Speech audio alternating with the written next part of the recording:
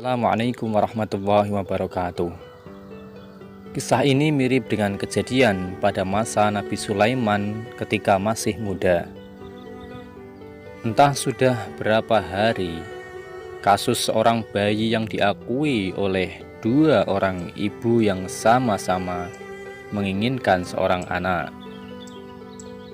Hakim rupanya mengalami kesulitan memutuskan dan menentukan perempuan yang mana sebenarnya yang menjadi ibu sang bayi itu. Karena kasus berlarut-larut, maka terpaksa hakim menghadapkan kepada Baginda Raja untuk meminta bantuan. Baginda pun turun tangan. Baginda memakai taktik rayuan. Baginda berpendapat mungkin dengan cara-cara yang amat halus, salah satu wanita itu akan mengakui dan akan mengalah. Tetapi kebijaksanaan Baginda Raja Harun Ar-Rasyid justru membuat kedua perempuan makin mati-matian saling mengaku bahwa bayi itu adalah anaknya. Baginda pun merasa putus asa, mengingat tak ada cara lain lagi yang bisa diterapkan Baginda. Kemudian Baginda memanggil Abu Nawas. Abu Nawas hadir, kemudian menggantikan hakim. Abu Nawas tidak mau menjatuhkan putusan pada hari itu juga, melainkan menunda sampai hari berikutnya. Semua yang hadir yakin Abu Nawas pasti sedang mencari akal, seperti yang biasa dilakukannya dalam beberapa kasus. Padahal penundaan itu hanya disebabkan oleh Al-Gojo yang tidak berada di tempat. Namun hanya Abu Nawas yang mengetahui alasan itu. Keesokan hari, sidang pengadilan pun diteruskan lagi. Abu Nawas memanggil Al-Gojo dengan pedang di tangannya. Abu Nawas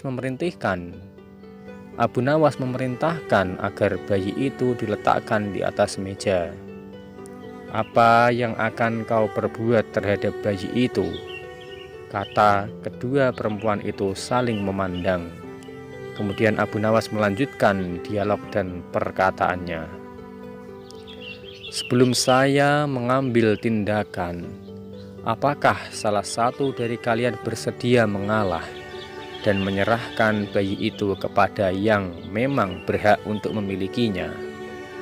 "Tidak, bayi itu adalah anakku," kata kedua perempuan itu secara serentak. "Baiklah, kalau kalian memang sungguh-sungguh sama-sama menginginkan bayi itu dan tidak ada yang mau mengalah, maka saya terpaksa membelah bayi itu menjadi dua sama rata," kata Abu Nawas mengancam kedua ibu tersebut.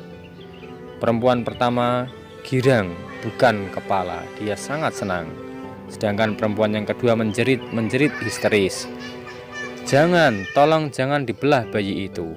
Biarlah aku rela bayi itu seutuhnya diserahkan kepada perempuan itu," kata perempuan kedua. Abu Nawas tersenyum lega, sekarang topeng mereka telah terbuka. Abu Nawas segera mengambil bayi itu dan langsung menyerahkannya kepada perempuan yang kedua.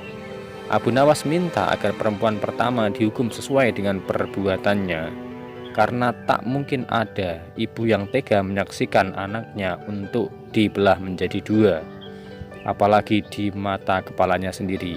Baginda Raja merasa puas terhadap keputusan Abu Nawas, dan sebagai rasa terima kasih, Baginda menawari Abu Nawas menjadi penasihat hakim kerajaan.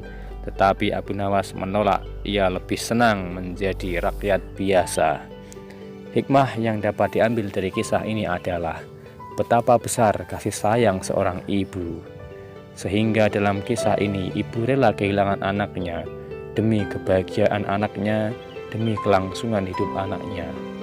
Wahai kawan-kawan semua, janganlah pernah lupa dengan jasa-jasa ibumu, karena ibu adalah orang yang paling berjasa kepada kita di dunia, dan surga kita pun di bawah telapak kaki ibu.